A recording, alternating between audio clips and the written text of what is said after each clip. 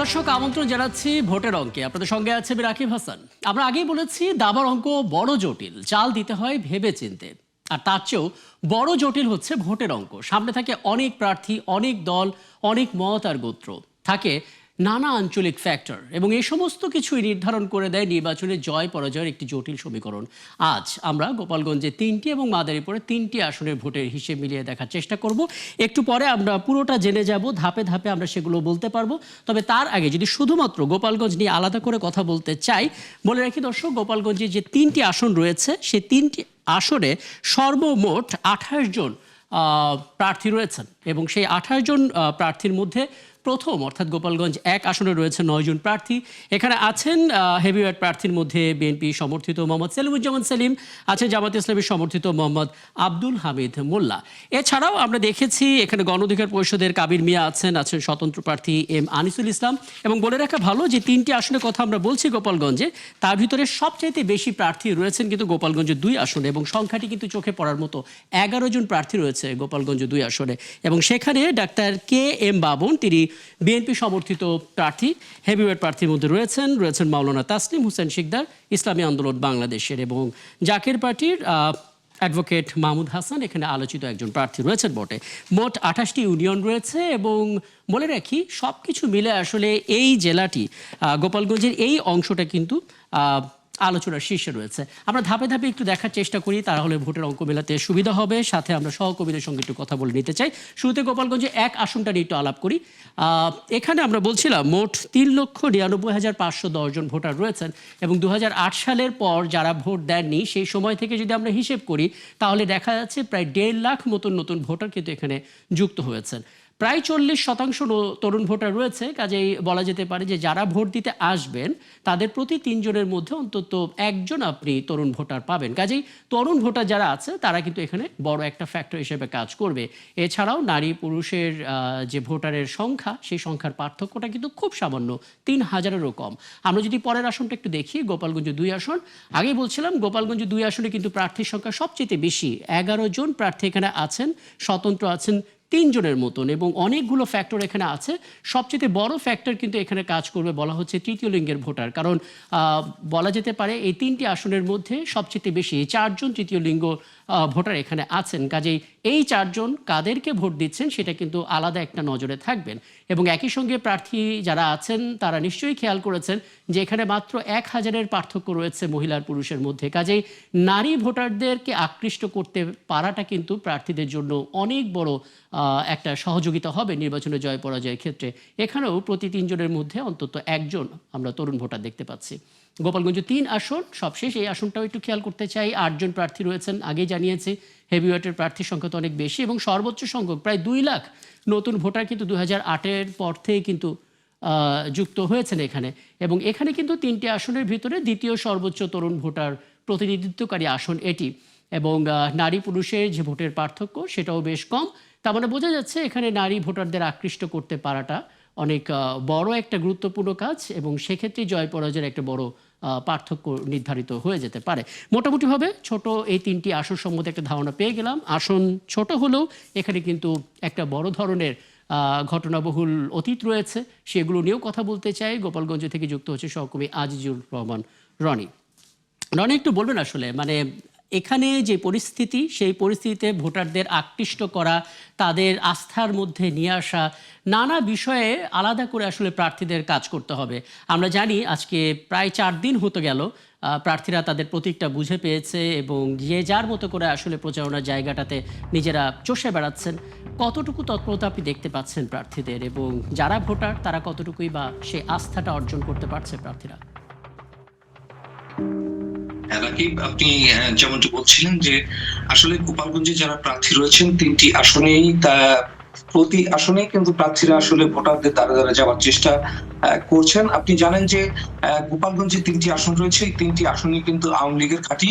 এক্ষেত্রে কিন্তু আসলে গোপালগঞ্জে যারা প্রার্থী রয়েছেন, আহ, এই নির্বাচনে, এবারের নির্বাচনে কিন্তু আসলে আওয়ামী লীগের যে ভোট, এই ভোট একটি ফ্যাক্ট। তো যেসব প্রার্থীরা এবার নির্বাচনে মাঠে নেমেছেন, তারা যদি আওয়ামী লীগের ভোটারদের সাথে যাদেরকে আসলে মনে জায়গা করে নিতে পারবেন, যেসব প্রার্থীরা তারা কিন্তু জয়লাভ করার সম্ভাবনা একেবারেই বেশি। সেক্ষেত্রে আপনাকে যদি একটু বিস্তারিত বলতে চাই যে আপনি শুরুতে বলছিলেন যে গোপালগঞ্জ 1 আসন নিয়ে, আমিও সেই আসন থেকে শুরু করতে চাই। গোপালগঞ্জ 1 আসন, এখানেও কিন্তু আওয়ামী লীগ বড় একটা ফ্যাক্ট, আওয়ামী লীগের ভোটাররা বড় একটা ফ্যাক্ট। সেখানে আসলে যেসব প্রার্থীরা আওয়ামী লীগের ভোটারদের আসলে কাছে, যেসব প্রার্থীরা আওয়ামী লীগের ভোটারদের কাছে পৌঁছাতে পেরেছেন এবং যাদের মনে জায়গা করতে পেরেছেন, তারা কিন্তু তাদের পাল্লাটা কিছুটা ভারী হচ্ছে। সেক্ষেত্রে আসলে ওই আসনে, গোপালগঞ্জ 1 আসনে যারা সুশীল সমাজ রয়েছে তাদের সঙ্গে কথা বলেছি, কিছু সাধারণ ভোটারের সঙ্গেও কথা বলেছি, যে সে আসনে কিন্তু এরই মধ্যে আওয়ামী লীগের অনেক নেতাকর্মী পদত্যাগ করেছেন এবং তারা পদত্যাগ করে গোপালগঞ্জের 1 আসনের যে বিএনপি যে হেভিওয়েট প্রার্থী রয়েছেন সেলিমুজ্জামান সেলিম, তার দিকে কিন্তু আসলে সেই সব নেতাকর্মী এবং সাধারণ কিছু ভোটার ঝুঁকে গেছে। একদিকে নিজ দলীয় ভোট, বিএনপির যে ভোট, এবং পাশাপাশি যে আওয়ামী লীগের যে নেতাকর্মীরা পদত্যাগ করে তার দিকে ঝুঁকে গিয়েছেন। সেক্ষেত্রে কিন্তু এবারের নির্বাচনে আপাতত যে সমীকরণ রয়েছে তাতে কিন্তু বলা যেতেই পারে যে সেলিমুজ্জামান সেলিম তিনি কিন্তু ভোটের অঙ্কে কিন্তু এখন পর্যন্ত এগিয়ে আছে। এছাড়া কিন্তু প্রভাবশালী আওয়ামী লীগের জামাত ইসলামের কিন্তু একজন প্রভাবশালী প্রার্থী সেখানে রয়েছেন, আব্দুল হামিদ। সেও কিন্তু খুব শক্তিশালী, ভোটের সমীকরণে খুব শক্তিশালী অবস্থানে রয়েছেন। তাছাড়া আপনি জানেন যে সেখানে আরো দুজন স্বতন্ত্র প্রার্থী রয়েছে, কাবির মিয়া এবং আশরাফুল আলম শিমুল। তাদেরও কিন্তু অতীত দেখতে গেলে যে তাদেরও সেখানে সাধারণ মানুষের যে একটি ভোট ব্যাংক, সেটা কিন্তু তাদের রয়েছে। এছাড়া আপনাকে যদি গোপালগঞ্জ আসনে একটু বিস্তারিত বলতে চাই, যে গোপালগঞ্জে যারা প্রার্থী রয়েছেন গোপালগঞ্জ 2 আসনে, তাদের মধ্যে আসলে এই 2 আসনে কিন্তু চতুর্মুখী যে একটা ভোট যুদ্ধ, সেই যুদ্ধটা কিন্তু এখানে হবে। এবং এখানে যিনি বিএনপি মনোনীত প্রার্থী রয়েছেন ডাক্তার কে এম বাবর, তার অতীত যদি একটু দেখতে চাই, তিনিও কিন্তু আসলে মানব সেবায় নিয়োজিত ছিলেন এবং পেশায় একজন চিকিৎসক হবার কারণে তিনি কিন্তু বিনামূল্যে আসলে মানুষকে চিকিৎসা দিয়েছেন, সাধারণ মানুষের কাছে তিনি আগেই পৌঁছেছেন, যার ফলে তিনি কিন্তু এবারের নির্বাচনে গোপালগঞ্জে একটি ফ্যাক্ট হয়ে দাঁড়িয়েছেন। এছাড়া আপনি জানেন যে একদিকে যেমন বঙ্গবন্ধুর ঘাঁটি গোপালগঞ্জ, অন্যদিকে কিন্তু ফরিদপুরি শামসুল হক রহমতুল্লাহ আলাইহ, তার বাড়িও কিন্তু, তার কবর কিন্তু গোপালগঞ্জে। সেক্ষেত্রে যারা খিলাফত মজলিসের যে প্রার্থী রয়েছে শহীদ ইব্রাহিম, আলেম ওলামা যে সমাজটা রয়েছে তাদের। হ্যাঁ রনি, আপনি আসলে খুব চমৎকার করে বলছেন এবং স্বাভাবিকভাবে আসলে যেহেতু আপনি একটা লম্বা সময় ধরে এলাকা ভিত্তিক কাজগুলো করেছেন, প্রতিবেদনগুলো দেখেছি, নিশ্চয়ই অনেক অনেক অভিজ্ঞতা আপনার এসেছে। প্রার্থীদের সম্বন্ধে আমরা জানলাম তারা আসলে কিভাবে ভোটারদেরকে আকৃষ্ট করবে, এটা তাদের কৌশলগত দক্ষতার ব্যাপার। কিন্তু ভোটাররা আসলে কি চায়? আপনি ভোটারদের সঙ্গে নিশ্চয়ই কথা বলেছেন, কোন কোন সমস্যাগুলো তারা এখন ফেস করছে? হ্যাঁ রাকিব, আসলে সাধারণ অনেক ভোটারের সঙ্গে কথা বলেছি। 5ই আগস্ট পরবর্তী সময় আসলে গোপালগঞ্জের যারা ভোটার তারা বলছেন যে অনেক ভোটারই কিন্তু এরকম দাবি তুলেছেন যে গোপালগঞ্জের ভোটাররা যে আসলে নির্বাচনে যেতে চাননি, একটা সময় যেতে চাননি, তবে এবার তাদের প্রতি যে জেল জুলুম নির্যাতনের কারণে গোপালগঞ্জের সাধারণ যারা ভোটার, অনেক ভোটার রয়েছেন যে যারা মামলার আসামি, তারা কিন্তু বলছেন যে তারা নির্যাতনের শিকার, জুলুমের শিকার, যার ফলে তারা এমন প্রার্থী এবার বেছে নিতে চান যে প্রার্থী আসলে তাদের পাশে দাঁড়াবে, তাদের এই মামলা থেকে পরিত্রাণ দেবে, তাদের প্রতি যে জুলুম, জেল, এগুলো থেকে মুক্তি দেবে। এইসব প্রার্থীর কাছে কিন্তু তারা পছন্দের যারা প্রার্থী রয়েছেন, এইসব প্রার্থী যেমন স্বতন্ত্র প্রার্থী রয়েছে তাদের দিকেও ঝুঁকছেন। অনেকে মনে করছেন যে গোপালগঞ্জের, আপনাকে যে ভাবে বলতেছিলাম যে গোপালগঞ্জ 2 আসনে আরো দুজন স্বতন্ত্র প্রার্থী রয়েছেন, পরিচিত মুখ এম এস খান মঞ্জু এবং কামরুজ্জামান ভুঁইয়া লুটুল, সেদিকের পাল্লাও কিন্তু আসলে ভারী হচ্ছে। আসলে নির্বাচনের দিন ছাড়া গোপালগঞ্জ 2 আসনের সমীকরণটা এখন মেলানো খুবই কষ্ট, কারণ সাধারণ ভোটাররা কিন্তু, অনেক ভোটাররা কিন্তু নির্বাচনের যে একটা আমেজ গোপালগঞ্জে, সেই আমেজটা কিন্তু গোপালগঞ্জে নাই। তবে প্রার্থীরা কিন্তু সবার কাছেই তাদের যে দাবি, তাদের যে ভোট চাওয়ার যে কৌশল, তারা কিন্তু চালিয়ে যাচ্ছেন, মাঠে রয়েছেন। কিন্তু সাধারণ ভোটাররা কিন্তু প্রথমত আমাদেরকে জানিয়েছেন যে অনেক ভোটারই কিন্তু আসলে ভোট কেন্দ্রে যেতে চান না। তার পিছনে কারণ আপনাকে বলেছি যে গোপালগঞ্জের অনেক মানুষ কিন্তু নির্যাতনের শিকার হয়েছে, জুলুমের শিকার হয়েছে, যার ফলে কিন্তু তারা একদম, মানে আমরা আসলে সেই নির্যাতন বা জুলুম যাই বলুন না কেন, যে শিরোনামগুলো আমরা বিভিন্ন সময় দেখে এসেছি, সেই বাস্তবতা এড়িয়ে ভোটারদেরকে আস্থায় নিয়ে তাদেরকে ভোট কেন্দ্রে নিয়ে যাওয়ার যে কনফিডেন্সটা, সেটা আসলে যেই প্রার্থী দিতে পারবেন জয় পরাজয় নির্ধারণে তিনি অনেক দূরে এগিয়ে যাবেন, যেটা বোঝা যাচ্ছে। এবং দিনভর নানা ঘটনা তো ঘটছে। আশা করি আপনার কাছ থেকে গোপালগঞ্জে আরও আপডেট পেতে থাকবো। অনেক ধন্যবাদ যুক্ত হওয়ার জন্য। ছিলেন আমাদের সঙ্গে আজিজুল ইসলাম রনি। জানছিলাম গোপালগঞ্জে 3টি সংসদীয় আসন যেখানে নির্বাচনের মাঠ এখন রীতিমতো উৎসবে পরিপূর্ণ, সে আপডেট জানছিলাম। মাদারীপুরের আরও 3টি আসন সম্বন্ধে জানবো এবং সহকর্মী আরিফ রহমান আমাদের জন্য অপেক্ষায় আছেন। ছোট্ট একটা বিরতি নিয়ে ফিরছি। ভোটের অঙ্কে আমাদের সঙ্গে থাকবেন। ধন্যবাদ সাথে থাকার জন্য। ভোটের অঙ্কে রাকিব হাসান আরও একবার আমন্ত্রণ জানাচ্ছি এবং বিরতির আগে আমরা গোপালগঞ্জে 3টি সংসদীয় আসনের কথা বলেছি। এ পর্যায়ে মাদারীপুরের 3টি আসন নিয়ে কথা বলতে চাই।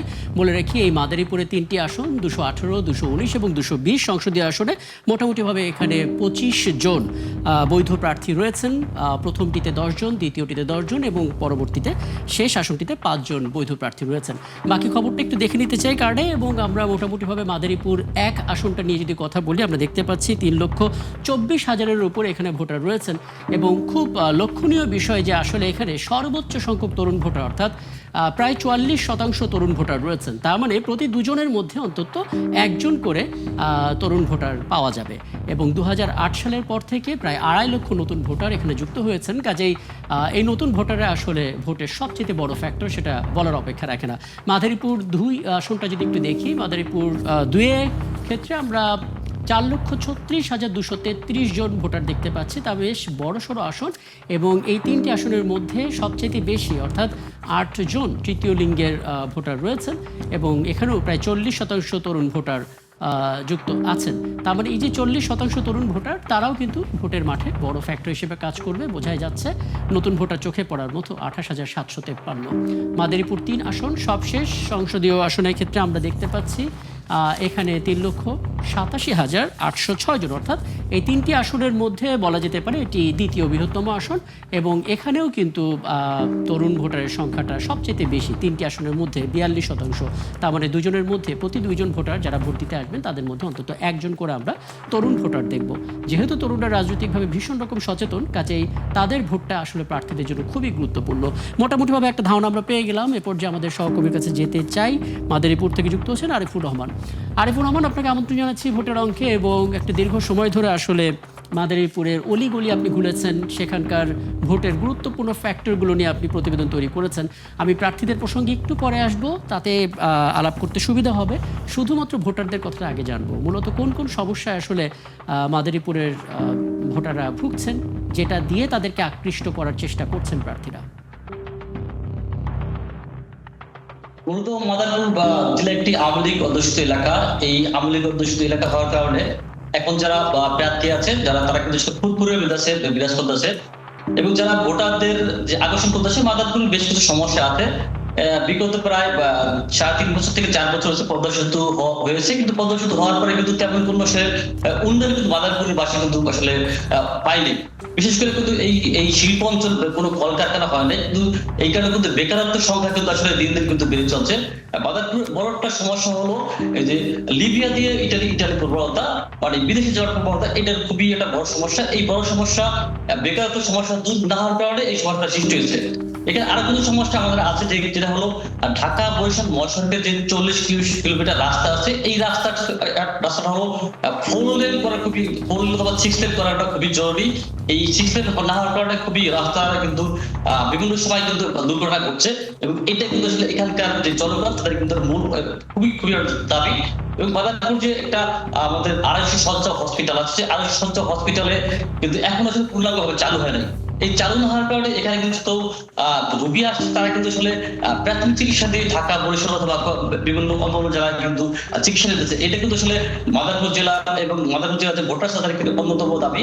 এছাড়া মাদারীপুর জেলায় একটি পূর্ণাঙ্গ বিশ্ববিদ্যালয় দরকার। সেই পূর্ণাঙ্গ বিশ্ববিদ্যালয় থাকাটা খুবই দরকার। সেই পূর্ণাঙ্গ বিশ্ববিদ্যালয়ের জন্য প্রতিটা ভোটার কিন্তু আসলে দাবি করছে।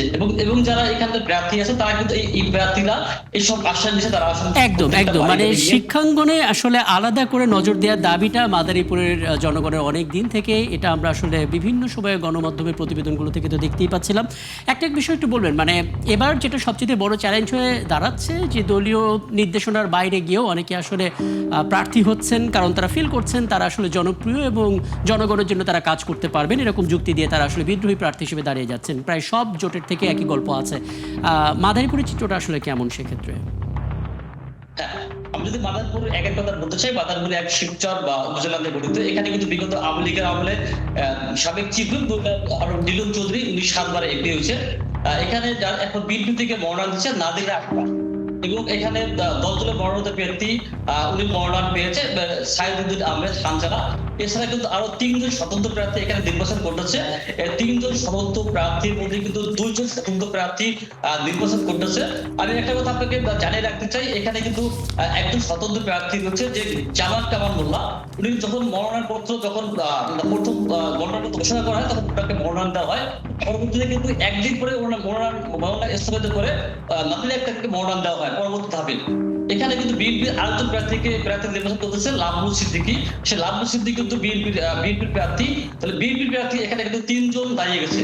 এই বিএনপি স্বতন্ত্র 2 জন এবং একজন মনোনয়ন প্রাপ্ত একজন 3 জন। এই 3 জনের মধ্যে আসলে হাড্ডাহাড্ডি লড়াই হবে বলে ধারণা করছে মাদারীপুর 1 আসনে। অনেক ধন্যবাদ আরিফুর রহমান। বোঝা যাচ্ছে বেশ জমজমাট একটা নির্বাচন এখানে হতে যাচ্ছে মাদারীপুরে। যা যা ঘটনা ঘটে সেগুলো নিশ্চয়ই আপনার মাধ্যমে আমরা পরবর্তীতে জানতে পারবো এবং একটা ধারণা আপনার কাছ থেকে পেয়ে গেলাম। ধন্যবাদ যুক্ত হওয়ার জন্য। সহকবি আরিফুর রহমান মাদারীপুর থেকে যুক্ত হয়েছিলেন। এবং আজকে দর্শক আমরা আমাদের মতো করে অঙ্ক মেলালাম মাদারীপুর এবং গোপালগঞ্জের। আপনার ভোটের অঙ্ক কিন্তু আপনাকে মেলাতে হবে এবং কোন হিসেবে সেটা মেলাবেন সেটা আপনি ভালো জানেন। দেখা হবে আগামীকাল রাত 10টায়। নওগাঁ এবং ঝালকাঠি জেলার ভোটের অঙ্ক মেলানোর চেষ্টা করব। সংবাদ অনুষ্ঠান দেখতে চোখ রাখুন 71 ফেসবুক পেজে এবং সাবস্ক্রাইব করুন 71 ইউটিউব চ্যানেল। থাকুন 71-এর সাথে।